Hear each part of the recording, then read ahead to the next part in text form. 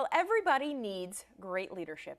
That is a quote by none other than Pete McDowell. He's one of my guests here at Daytime. He and his partner Peg Burley have been helping businesses excel for decades. Today, we are talking about some lessons in leadership with Action Coach Columbus. Do you like that? Do you sound prestigious there? Perfect. It did sound really good.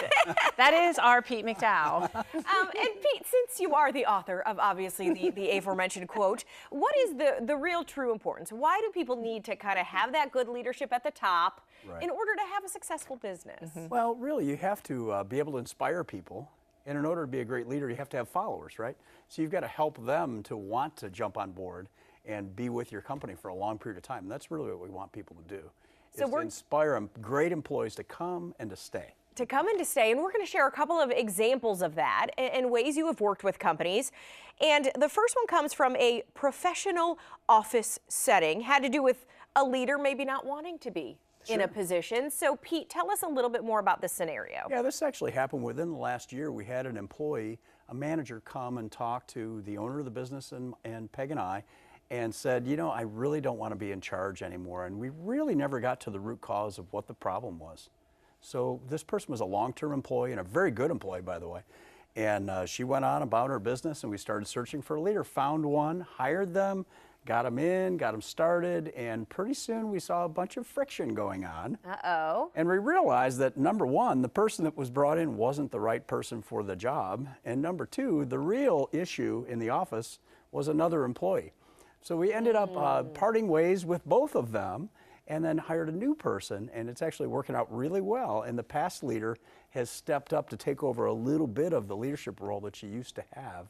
And it's actually calmed everything down in the entire office. And how funny is that? Because you know people probably don't want to, snitch on people. Right. Or they didn't want to be the person to say, Yes. this is the problem, right? Right. So lesson learned, you're saying, right? Get out there and listen to your employees? Yeah, we encourage everybody, and even if you have a large organization, spend a little bit of time in the field. If you have remote businesses, a lot of our companies have offices in multiple states. You need to get out there and visit some of those offices occasionally and visit some of the customers, work with the employees, but a certain percentage of your week should be one-on-one with your employees at all levels in the organization. Do that undercover boss thing, right? Right. Yeah, but you They gotta can listen, but not undercover. tell them who you are. That's fine. You know? Yeah. But had you done that, we probably wouldn't have run into the problem we did. Exactly. All right, Peg, number two. This one with a construction company. Starts with them, I guess the fact is they went through a lot of growth in a couple of years, right? And we know that can sometimes be hard for people to handle. And a lot of people that we are coaching are growing 30, 40, 50%. And what that does is and this one is a couple hundred employees. So what happens is the owner tends to take on most of the work. They say, I'll do more, I'll do more, I'll do more. And we see this very often. And what happens when we're doing more and doing more, we're taking away opportunities to give to our employees, number one, opportunities to grow, because we continue to take on and not deliver tasks. But in this case, what we did is we had to trust to hire someone. So we did hire a couple of people, which went very well. Now, keep in mind, this gentleman is also very, I want to say perfectionist, would that be the right word? Yeah, yeah. High standards, and so it was hard for him to let go when he should be. And so what he kept doing is taking on more of the tasks, working more hours. Now, when you're working 80 hours a week, there's a problem.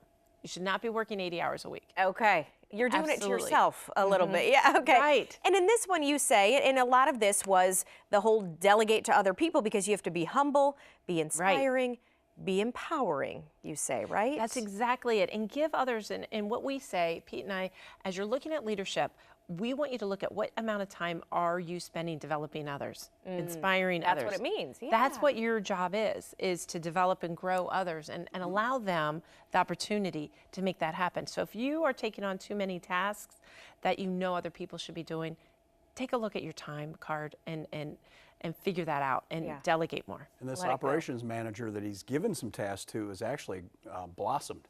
They're doing great, and he's thrilled, and so is the person. It's a happily ever after story. I was going to say, a lot of times it is because you guys have worked with them and helped them kind of flesh out these situations that they can't always see themselves. Correct. And so let Peg and Pete help you. If you guys have an issue, give them a call. If you don't have an issue, give them a call because, you want to keep it that way and you want to be able to grow successfully. So it is actioncoachcolumbus.com. Thank you both. Thank you.